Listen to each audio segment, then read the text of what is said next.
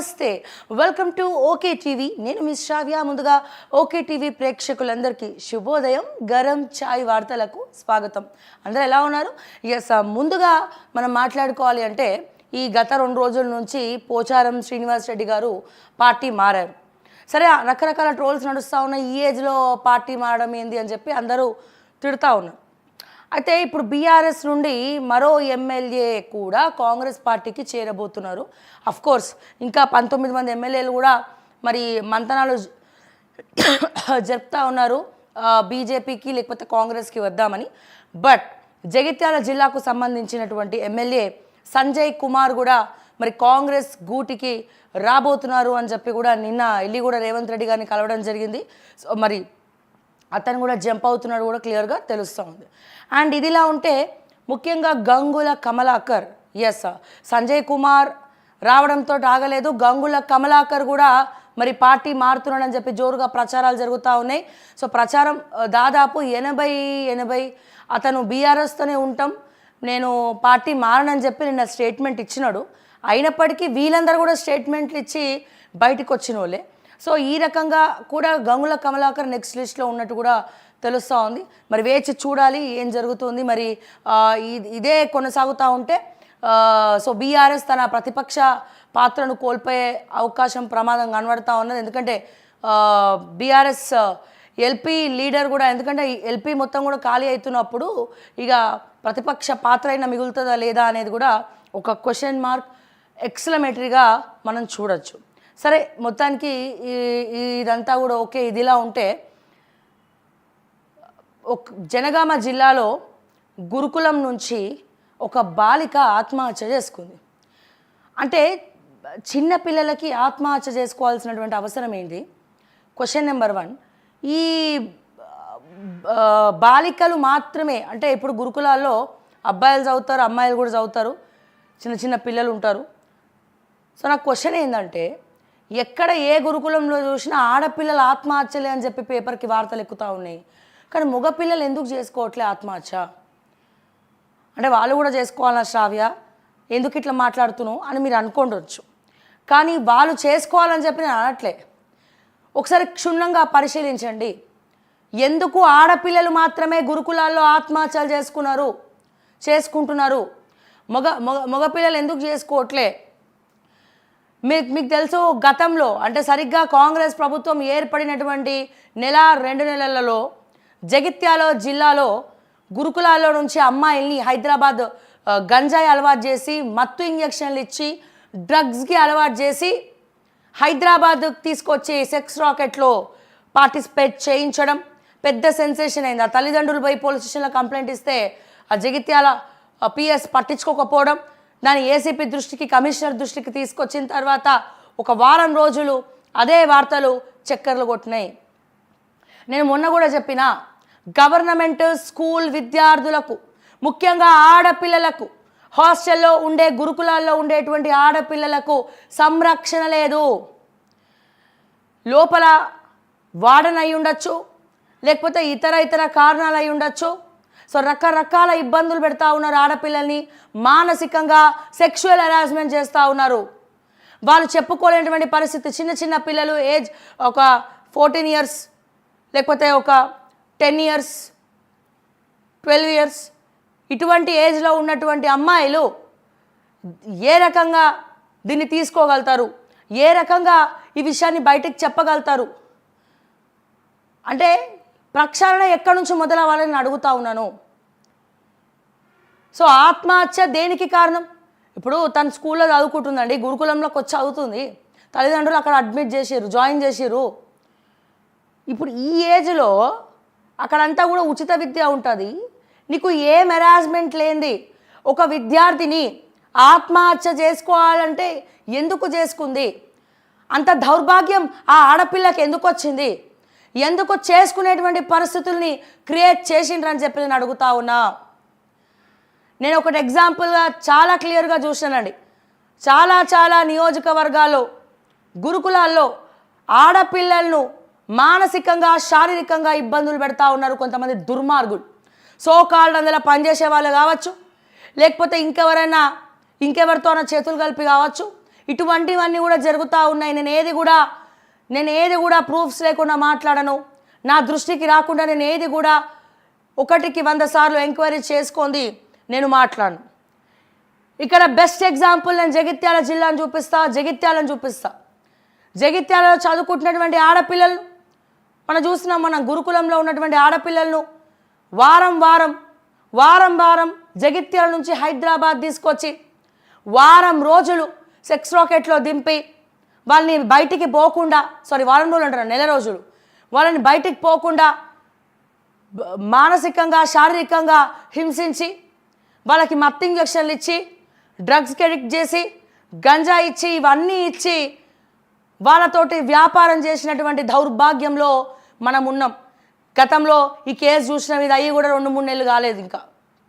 So Jagtial PS కూడా పట్టించుకోకపోతే commissioner దృష్టికి తీసుకెళ్ళినారు. మొత్తం మీడియా అంతా కూడా బయటపెట్టడం జరిగింది. కొన్ని ఛానల్స్ ఎవరైతే ముఖ్యంగా మాట్లాడుకుంటా ఉన్నారు.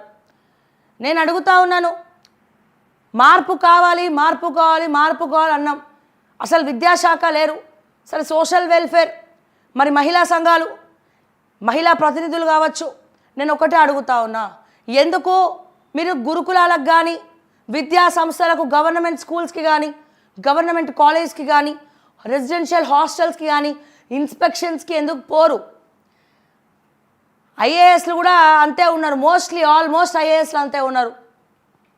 మన తెలంగాణలోనే ఇట్లా ఉంది పరిస్థితి. వేరే ఎక్కడ కూడా ఇంత పరిస్థితులు లేవు.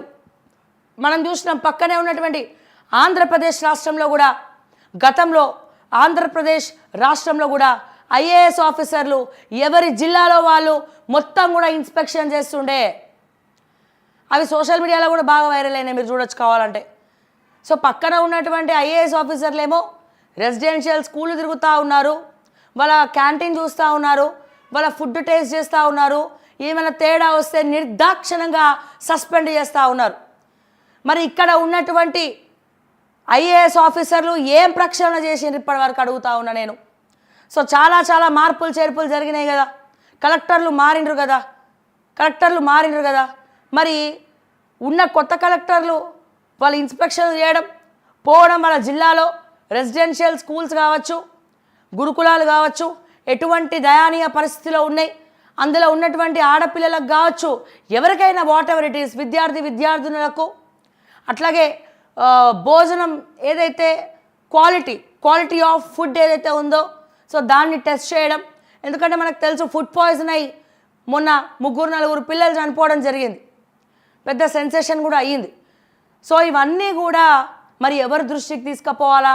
కలెక్టర్లు ఖచ్చితంగా, ఎమ్మెల్యేలు చేయాలి. మనం మాట్లాడుకున్నాం, ఏ నియోజకవర్గంలో కూడా ఎమ్మెల్యే ఇప్పటి వరకు ఆయన నియోజకవర్గంలో ఎన్ని స్కూల్స్ ఉన్నాయో, ఆయన నియోజకవర్గంలో ఎన్ని ఇంటర్ కాలేజీలు ఉన్నాయో, ఎన్ని డిగ్రీ కాలేజీలు ఉన్నాయో ఆయనకే తెలియదు. మరి ఇప్పటివరకు ఎక్కడ కూడా వార్తలు రాలేదు, ఈ ఎమ్మెల్యే పోయిండు, స్కూల్ విజిట్ చేసిండు, అక్కడ పిల్లల సౌకర్యాలు చూసిండు అని చెప్పి. సో జిల్లా కలెక్టర్కి అన్ని రకాల అథారిటీస్ ఉంటాయి. సో వాళ్ళ భవిష్యత్తు వాళ్ళ చేతిలో ఉంది. సో వాళ్ళు పోయి ఇన్స్పెక్షన్కి పోవాలా, ఏం జరుగుతుందో తెలుసుకోవాలా, సమీక్షలు చెప్పాలా, పెట్టాలా. సో ఇవన్నీ కూడా చేయాల్సినటువంటి పరిస్థితి ఉంది. బట్ ఎక్కడైనా జరుగుతూ ఉందా నేను అడుగుతా ఉన్నాను. సో ఒకసారి చూద్దాం, వివరాల్లోకి వెళ్ళి చూద్దాము. అయ్యో ఇది కాదు, ముఖ్యంగా పాలిటిక్స్ కాదు మనం మాట్లాడుకోవాలి. ఈ పేపర్లో చిన్నగా వేశారు చూసారా, అచ్చా నమస్తే తెలంగాణ, ఇది ప్రతిపక్ష పార్టీ పేపర్ కాబట్టి దీంట్లో వచ్చింది వార్త. మరి మిగతా పేపర్లలో కూడా వచ్చిందా లేదా చూద్దాం ఒకసారి. అదే వీళ్ళు అధికారంలో ఉన్నప్పుడు, బీఆర్ఎస్ పార్టీ అధికారంలో ఉన్నప్పుడు ఎన్నడన్నా ఇట్లాంటి వార్తలు వేసిండ్రా అండి? మనస్ఫూర్తిగా అడుగుతా ఉన్నా, బీఆర్ఎస్ పార్టీని అడుగుతున్నా, మీరు అధికారంలో ఉన్నప్పుడు ఇటువంటి ఆత్మహత్యలు బయటికి పొక్కకుండా చేసిండ్రు. ఇటువంటి ఆత్మహత్యలు కాదు, నేను ప్రభుత్వం చేసే హత్యలే అంట.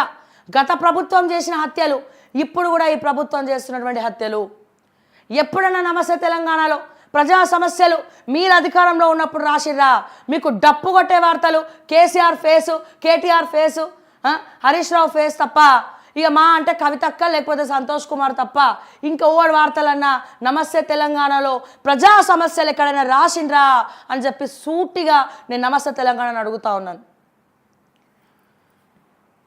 ఇప్పుడు మీరు అధికారంలో లేరు కాబట్టి ఇవన్నీ కూడా రాస్తూ ఉన్నారు. కేజీబీవీలో విద్యార్థిని ఆత్మహత్య, జనగామ జిల్లాలో విషాదం. ఇంకా ఎన్ని ఆత్మహత్యలు జరగాల? ఆల్రెడీ తెలంగాణ రాష్ట్రంలోనే కాదు, ఆంధ్ర రాష్ట్రంలో కూడా ఆడపిల్లలు మిస్ అయినారు. తెలంగాణ రాష్ట్రంలో దాదాపుగా 8,000 మంది ఆడపిల్లలు మిస్ అయ్యారు. ఈ మిస్సింగ్ గురించి మరి ఆడపిల్లలందరూ ఎక్కడికి పోయినరు, ఎట్లా మాయమైనరు, కిడ్నాప్ చేయబడ్డారా, అత్యాచారాలు చేయబడ్డారా, దుబాయ్కి పార్సల్ చేయబడ్డారా, ఎక్కడికి పంపించిర్రు? ఇది సాక్ష్యంగా పార్లమెంట్లోనే పెద్ద సెన్సేషన్ అయింది. పార్లమెంట్లోనే ఈ కేంద్ర ప్రభుత్వం ఈ విషయం గురించి మాట్లాడడం జరిగింది. మరి ఇప్పుడు అదే ప్రణాళికలు ఇక్కడ కొనసాగుతూ ఉన్నాయా? మరి ఎవ్వరు కూడా ప్రక్షాళన చేపట్టట్లే. ఎందుకు ఆత్మహత్య చేసుకోవాలి? ఈ అమ్మాయి చూడండి, ఇంత చిన్న బాలికకు ఆత్మహత్య చేసుకొని చనిపోవాల్సినటువంటి పరిస్థితి ఎందుకు వచ్చిందని చెప్పి నేను అడుగుతా ఉన్నాను. అంత అవసరం ఏమొచ్చిందని చెప్పి నేను అడుగుతా ఉన్నాను.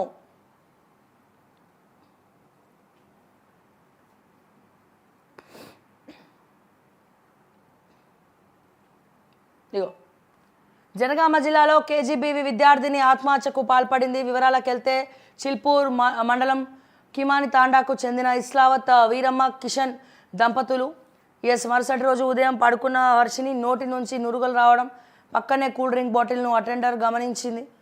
చికిత్స కోసం వరంగల్ ఎంజీఎం దవాఖానాకు తీసుకెళ్ళింది.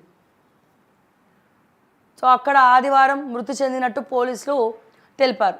నేను అడుగుతా ఉన్నాను, రకరకాల కారణాలు ఏవైనా అయి ఉండొచ్చు, కానీ ఆ అమ్మాయికి, ఆ చిన్న బాలికకు ఆత్మహత్య చేసుకోవాల్సినటువంటి కష్టం ఏమొచ్చి ఉంటుంది అంటారు ఈ ఏజ్లో చెప్పండి. సో దీన్ని ఖచ్చితంగా ఎంక్వైరీ చేయాలి. ఇటువంటివన్నీ కూడా గురుకులాల్లో జరుగుతూ ఉన్నాయి. అండ్ ఆడపిల్లలకు, ముఖ్యంగా గురుకులాల్లో గవర్నమెంట్ స్కూల్లో చదివే ఆడపిల్లలకు ఖచ్చితంగా సెక్యూరిటీ కావాలా? సెక్యూరిటీ అంటే ఎమ్మెల్యేల గన్మ్యాన్లు తీసి వాళ్ళని పెట్టమంటలేం. వాళ్ళకి కావాల్సినటువంటి సౌకర్యాలు ఏంది? గవర్నమెంట్ స్కూల్స్లో సీసీ కెమెరాస్ ఖచ్చితంగా ఉండాలి. గురుకులాల్లో కూడా సీసీ కెమెరాస్ ఖచ్చితంగా ఉండాలి. సో ఖచ్చితంగా ఇక్కడ ఏం జరుగుతుంది, ఎందుకు అమ్మాయిలు ఇబ్బంది పడుతూ ఉన్నారు, చెప్పుకోలేనటువంటి బాధలు ఎందుకో వస్తున్నాయి. సో ఇవన్నీ కూడా అడిగి తెలుసుకోవాల్సినటువంటి పరిస్థితి. ఎప్పటికప్పుడు ఇన్స్పెక్షన్ నిర్వహించి ప్రత్యేకంగా వాళ్ళని కూర్చోబెట్టి వాళ్ళకు ఉన్నటువంటి బాధలు ఏమైనా ఉంటే అడిగి తెలుసుకుంటేనే వాళ్ళు చెప్తారు. ఎందుకంటే వాళ్ళకి ఆ ఏజ్లో ఏం చేయాలో ఎవరికి చెప్పాలో అర్థం కానటువంటి పరిస్థితి. సో ఏదో ఇట్లా మాట్లాడి వదిలేస్తుంది శ్రావ్య అనుకోకండి, ఇది నిజంగా జరుగుతూ ఉన్నది. ముఖ్యంగా గురుకులాల్లో కావచ్చు, అండ్ అదే రకంగా ఈ గవర్నమెంట్ స్కూళ్ళలో ఎక్కువ ఎవరండి, పేదవాళ్ళు చదువుతారు. ఇంకా కొంతమంది రూరల్ ఏరియాస్లో మధ్యతరగతి వాళ్ళు ఇందులో చదువుతారు. సో వాళ్ళ ప్రాణాలంటే ఎవరికి కూడా లెక్కలేదు. సో వాళ్ళే కదా ఏమైనా అయితే తర్వాత ఇంత డబ్బులు పడేసి మేనేజ్ చేసుకోవచ్చు, అందరినీ మేనేజ్ చేసుకోవచ్చు అన్న ఇది ఉంటుంది. సో అందుకే ముఖ్యంగా ఇవన్నీ కూడా ఎందుకు జరుగుతున్నాయి అనేది ఒకసారి మీరు కనుక్కోవాలి. మీ 119 మంది ఎమ్మెల్యేలు ముందు ఈ చేరికలు ఇవన్నీ కూడా ఆపేసి, రేవంత్ రెడ్డి గారు దయచేసి చేరికలు పక్కన పెట్టండి, అడ్మినిస్ట్రేషన్ మీద దృష్టి పెట్టండి. అండ్ 119 మంది ఎమ్మెల్యేలు మీ నియోజకవర్గాల్లో ఎన్ని స్కూళ్ళు ఉన్నాయో అట్లీస్ట్ అసెంబ్లీలో మాట్లాడండి. మీకు కావాల్సినటువంటి సౌకర్యాలు అడగండి, ఇన్స్పెక్షన్లకు చేయండి, వీళ్ళతో మాటామంతి జరపండి. సో ఏం చేయకుండా ఏం నడవదంటే నడవదు. మళ్ళీ ఇట్లా గెలవాలంటే ముందు మీరు ఏమైనా పని చేసి చూపించాలి మీ నియోజకవర్గంలో. సో ముందుగా ఆంధ్రజ్యోతి చూద్దాము. ఆంధ్రజ్యోతి విషయానికి వస్తే